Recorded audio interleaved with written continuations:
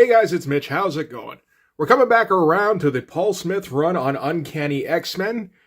Basically part 3 of the From the Ashes trade paperback. This is Uncanny X-Men number 170. So just before we get into it, if you enjoy the channel, if you feel like you might want to help out a little bit, what you can do is in the description there's a link to my Patreon. And if you subscribe there, that'll give you access to everything I do, from the Blood Force stuff to the YouTube videos before they get uploaded to YouTube, as well as some Patreon exclusive content.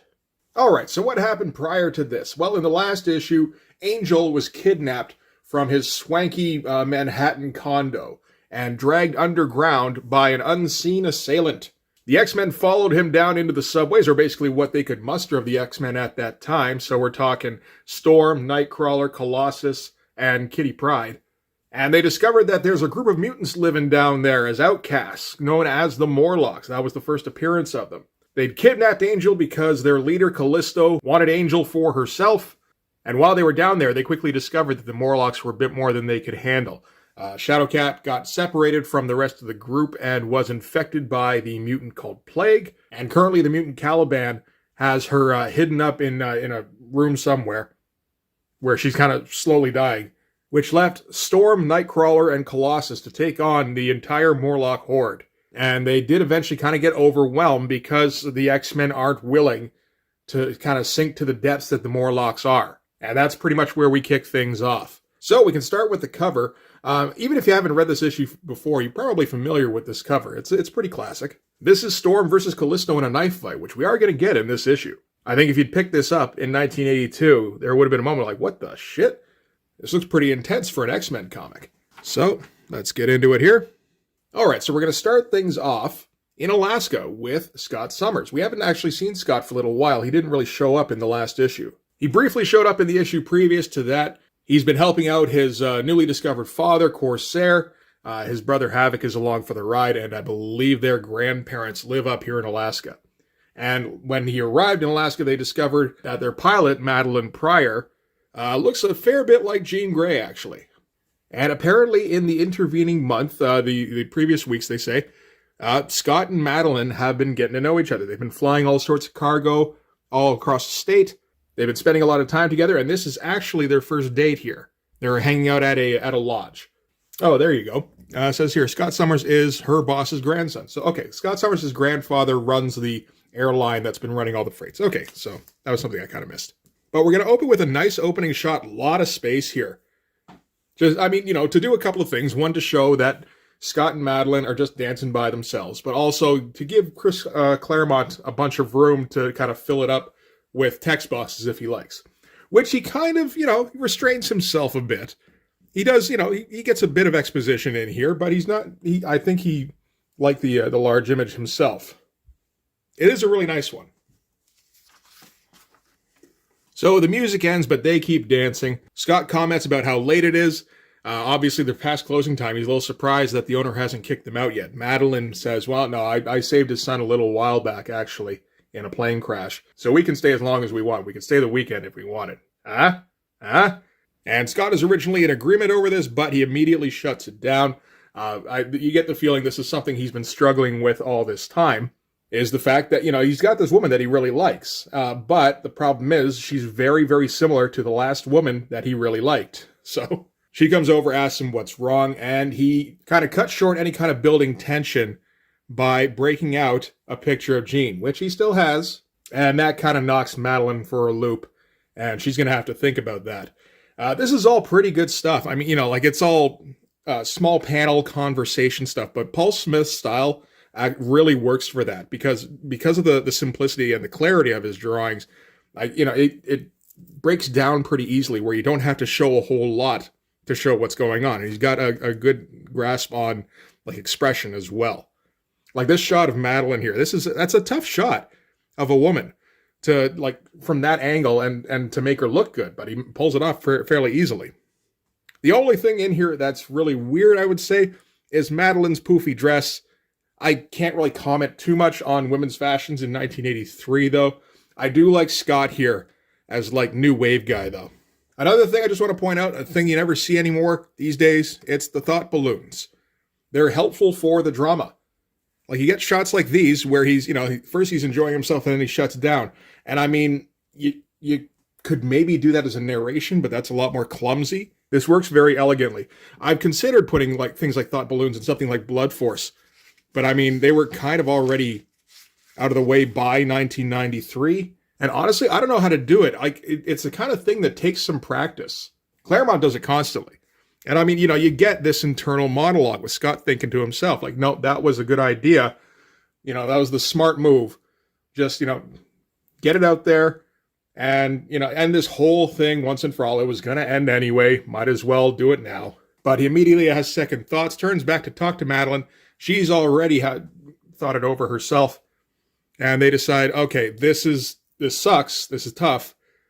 But at least we know, let's try to get past this. And it's just like a nice, like 4-page sequence between two people, like getting to know each other and getting over some early baggage. Like as soon as Madeline Pryor first showed up, that was the elephant in the room. Like, oh shit, how long before this blows up in Scott's face? And getting it out of the way early feels a little bit like, okay, well, why even, make her look and sound like Jean Grey? Because I did say that in the previous issue, that she sounds like her too. But I mean, it does give Scott that person to latch onto. Obviously he's going to be immediately attracted to her. And you get this problem out of the way. Now you can actually just kind of build their relationship. Okay, so cut back to New York City. We get a photograph shot here of what I assume is the harbor. That is not even remotely clear. That's a tough shot to try and stick in the comic. But, I mean, you think of how long it would take to draw something like that. I guess in this case, it's kind of worth it. So we cut to underground, the city streets, where the Morlocks have the X-Men in captivity. Callisto's all dressed up for a wedding with Angel in her best duds. This is totally a punk wedding. The X-Men protest to the whole proceeding. Sunder grabs Storm by the hair and yanks her back, which Colossus and Nightcrawler are going to have a problem with. And they're going to, immediately leap into action. We get this a couple of times, actually, in this comic. Where they're like, okay, we're being kidnapped. Just kidding. And Paul Smith has no problem putting extra lines on Storm's face to show that she's in distress. I don't know if this is the best way to do it. It's just kind of like a quirk of his style. So Nightcrawler teleports up to Callisto and grabs her immediately. I like this pose here from her. Colossus has to run up to Sunder, because Sunder is the big tank character for the Morlocks. And gives him a big swing, bit of an awkward panel, unfortunately, because he punches this way, Sunder recoils that way. But the way the panel's set up, it's tough. Aurora is able to summon lightning. The tunnel is big enough, apparently, for her to get the kind of weather pattern she needs, and is able to free herself. And Nightcrawler is able to incapacitate Callisto by, quick succession, teleporting her all over the tunnel here. In the nice bamf sound of, panel design. That sequence is kind of great. And he mentions how, teleporting with somebody else is already a strain on him. And for somebody like her who isn't used to it, it's gonna completely floor her. Now we get the nice shot here where she's completely out of it. And Nightcrawler kind of holds her up to make sure all the Morlocks see. I love this whole panel here. And he's kind of threatening to kill her. Although, of course, we know that would never happen. So Storm has to quickly get the situation under wraps. Sunder here essentially capitulates. Storm goes to start giving orders, but she gets tapped by Plague here, which is another one of the Morlocks who can just make people ill. So now we're in a standoff. She just kind of made her a little ill to start with. She gave her like a pretty bad fever, so she's going to be like weak. But it's not anything that she won't live through. But she can up the intensity at any time. And she threatens that if anything happens to Callisto, that's exactly what she'll do.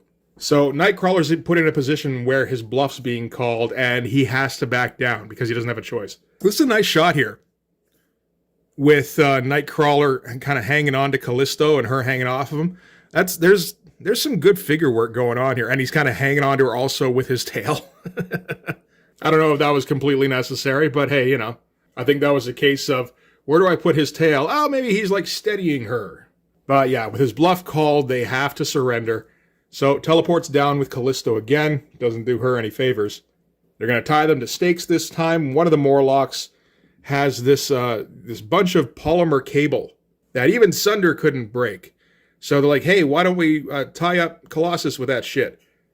which seems like a good idea, except they don't do that later in the comic. I think because he's supposed to bust out again. So, like I said, right back to square one. Low-key, these shots of the tunnel are pretty nice. They're good for getting that space in there.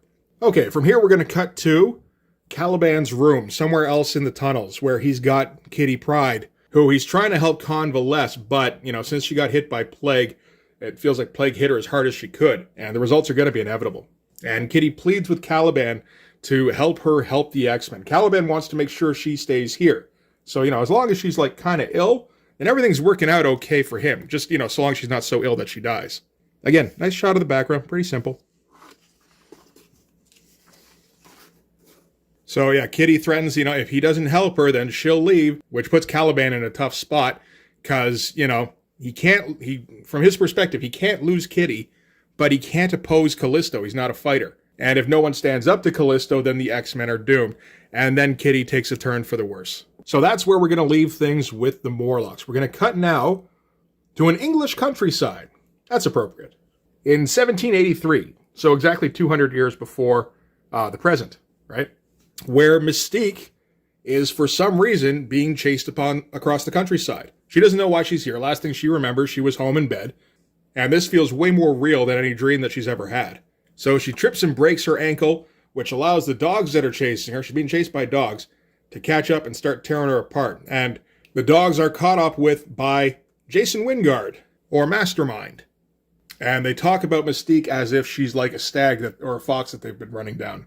And turns out he's handing the kill over to Jean Grey, who is dead. And in her dream, Mystique gets her throat cut, and then wakes up in terror. These shots of Mystique are pretty great. That's some kind of harrowing stuff. And I like the close-up on the eye here. That's like almost designy. So Mystique wakes up. She recognized both Jean Grey and Jason Wingard in her dream, but she's a little confused what the fuck is going on, because, like I said, Jean Grey's dead, and Mastermind is like catatonic. So this is post when Phoenix gave him access to like her experience, which was like galaxy encompassing, and his brain couldn't take it. And when she wakes up, her ankle is still sore, so that she recognizes that was no regular dream. She goes downstairs to talk to Destiny, who couldn't foresee her dream, but could at least foresee that, the dream was going to happen and Mystique was going to wake up agitated, so she made her some coffee. And they kind of discuss what could be the source of the dream. Again, couldn't be Mastermind, couldn't be Jean Grey. Could it maybe be Charles Xavier? He's the most, powerful telepath on the planet. And they figured, no, this is probably actually even beyond him. When Destiny is all of a sudden struck by a future timeline that has just presented itself. And she becomes aware that Rogue is in danger. Rogue at this point is Mystique's ward. Because around this time, Rogue is a villain. She's part of the Brotherhood of Evil Mutants. And kind of a C-list villain, really. Where, like, her most recent feud is against Dazzler. That's never a good sign. But she did recently have the deal where she fought Miss Marvel and absorbed her powers permanently, and also some of her memories. And they don't really say it here, but that is the cause of why she's leaving. She's having to deal with having these two personalities in her head. And yeah, we get a quick shot of her on a bus somewhere with no real idea of where she's heading. So we will see more of her in the next issue. Actually, in the next few, we're going to feature her prominently. But for now, we're going to cut back to the underground, where the Morlocks still have the X-Men as prisoners. And you can see here, Storm and Nightcrawler have that polymer cable while they put chains around Colossus. So they forgot who they were supposed to put the polymer around. That's okay, I suppose. Storm's still very ill. And we get the introduction of Mask, who would, of course, go on to lead the Morlocks. And his whole deal is that he can reshape people. Both how they look and internally, too, it seems. Starts by messing with Storm's look when Nightcrawler objects, threatens to hit him, too. Callisto intercedes at that point and offers Nightcrawler, maybe you want to come down and live with us. You look like you're as much of an outsider as the rest of us. But, of course, Nightcrawler's way too noble for that shit.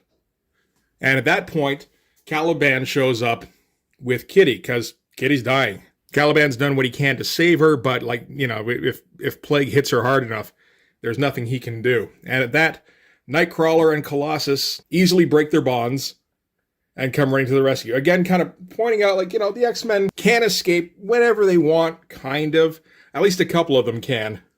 But they're in a situation where they can't really run without leaving a bunch of people behind. So Nightcrawler wants to get Kitty back to the X-Mansion where she can get proper medical attention, but Callisto won't let them leave. And Caliban tells Nightcrawler the only way this can get overruled is if Callisto herself is removed as leader of the Morlocks, and that can only be done through trial by combat. So Nightcrawler formally challenges Callisto for leadership of the Morlocks. And again, he's very Errol Flynn about it. Callisto informs him that, you can do that, but what Caliban didn't mention is that these duels are to the death. And at that, Storm kind of pipes up. Even though she's feeling super ill, she says, no, I lead the X-Men. The challenge is mine. And she issues the challenge to Callisto. Nice determined shot of Storm here. Looks like the colorist was even helping out with some uplighting. So we're going to get the cover image here. This is going to be a knife fight between Callisto and Storm for leadership of the Morlocks.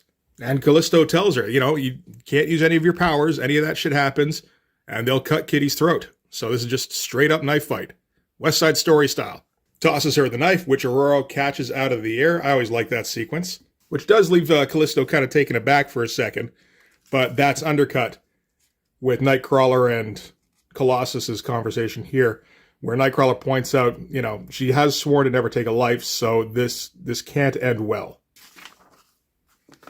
So yeah, we're going to get a nice little simple knife fight where Storm uses her cape as like a net. We get a feint from Callisto, grabs her Storm's knife hand, and then follows up with a slash to the face. You get the feeling Storm isn't used to wielding a knife and takes a swing that Callisto dodges easily. Gets another slash in on her. Like, this is getting a little brutal for 1983 X-Men. And at that point, Storm is able to snare her arm with the cape, lift it up, and stab her right in the heart. Iconic shot. You even get a little bit of tricep flexing on Storm here. That's nice. And as Callisto falls over, Storm just walks over her body. That's some cold shit. This feels like that animation background coming to the fore from Paul Smith, actually. Kind of great. And no sound effects throughout. So you get like this stunned silence when Storm actually wins.